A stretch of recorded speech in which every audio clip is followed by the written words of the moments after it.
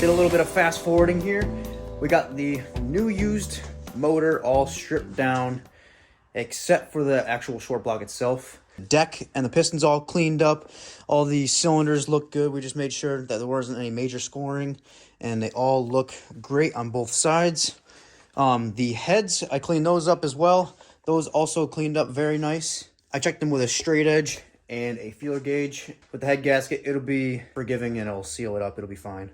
The original plan was to reuse the heads that came on the motor because they are a GT40P head, which flow a little better than the E7s that came on the Mustang motors. This is a Explorer long block that I bought. And my original plan was to throw a cam in it, clean up the heads, do valve train upgrades to accommodate for the cam and the lift. And then I got into the whole different rabbit hole of why I shouldn't run these heads. You go on forums, you say, what can you do to upgrade these heads just to get them prepped and make them worth running? And people are saying, screw those heads and do aluminum head and spend the money and blah, blah, blah, blah, blah. And of course, you get into it and you're like, yeah, that's okay, that's great. That's what we should do, I started looking into top-end kits, and then I was leaning on the Trick Flow Stage 1 kit with the Twisted Wedge 11R heads, 170s. And then you look into, now I want to go bigger cam because I want the higher lift. So then I settled on the Stage 2 cam, which has a lot higher lift. And with the 430 in this gear, it's going to be living up in that higher RPM as it is. So I wanted a cam that would handle that higher RPM and carry that power a little farther. So then I had to look into, what would best be paired with that cam. Well, the 170Rs wouldn't be big enough. So then you look at, maybe the AFR heads, 165s would be a good head. But those don't flow enough, so because the 170s will outflow those. But then you might as well buy a head that you can grow into. So I was looking at the 190cc's. And it just went a snowball effect. And then one day I sat down and I said, you know what?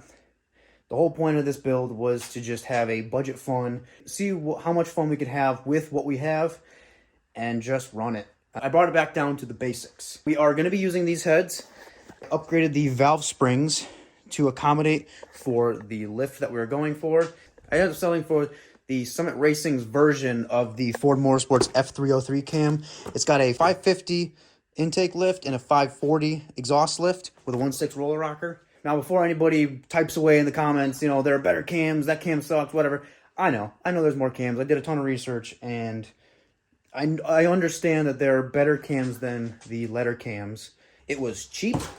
It was only $250 on sale. I mean, you can't really go wrong. And then, in order to run it, I'm just running a Trick Flow valve spring upgrade. I have these two tester springs in here because I'm about ready to test the piston to valve clearance on the stock piston. I've read online that it clears fine, but you still want to check no matter what because every motor is slightly different. What works on one motor could not work on another motor, even though it's the same 302 long block. I'm basing off of online. I have no experience with these, and that's why we are learning.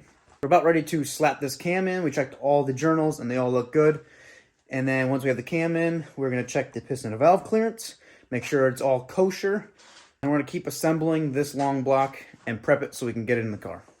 Just like a dam holds back the waterfall, true nature can take.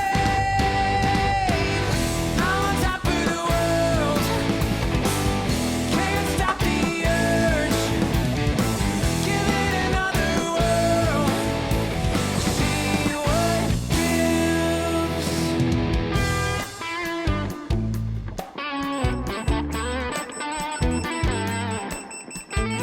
Went to go check piston and valve clearance, and I thought I was going to be able to use the stock push rods, but they ended up being a little too short. So now we have to measure for the push rod length. So I ended up getting a push rod length checker through Trick Flow.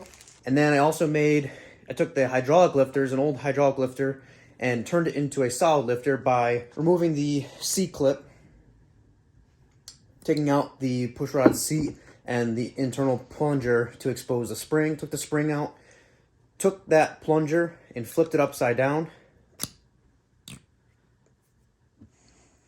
and then reinstalled the seat for the push rod, and then that made it so that way it couldn't do the plunger action anymore, and then put the clip back in, and it's now a solid lifter.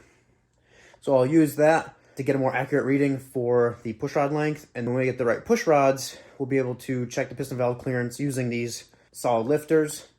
We're waiting on parts, and we are pretty much just doing a bunch of little projects that we need to do to basically prep the car for the new motor when it's ready. Now we're just doing all the small stuff that's going to be hard to do when the motor is in the car. Like, we have a small spot in the floor, which is a common spot for these to rot out. It's not a lot. It's only like a 4x4 inch patch right in here that just needs some attention. When the headers are in the car, it's right next to the header, so it's going to be almost impossible to get to that at that point. So we're going to take care of that, just cut that rust out, get a little patchwork in there, and make it solid. Then we'll treat it with some POR 15 to get that nice. We are not doing a full-blown restoration. We are abiding by the saying, don't get it right, just get it running. So that's what we're working on while we're waiting for parts, but we're staying busy.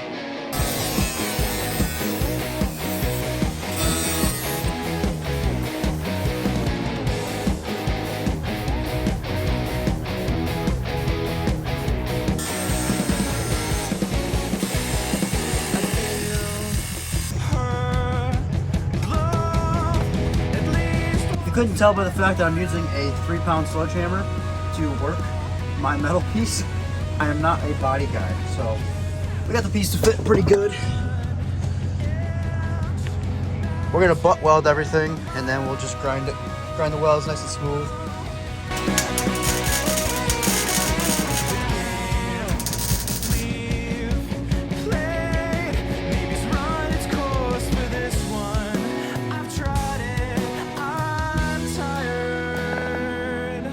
Not terrible for your old Hobart. I'm also running on like 60 feet of extension cord, so there's not a lot of power going to this welder.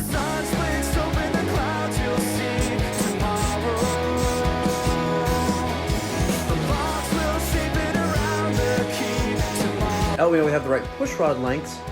We're gonna pull the heads back off, put some putty on the valve reliefs in the piston, and we're gonna check for piston valve clearance.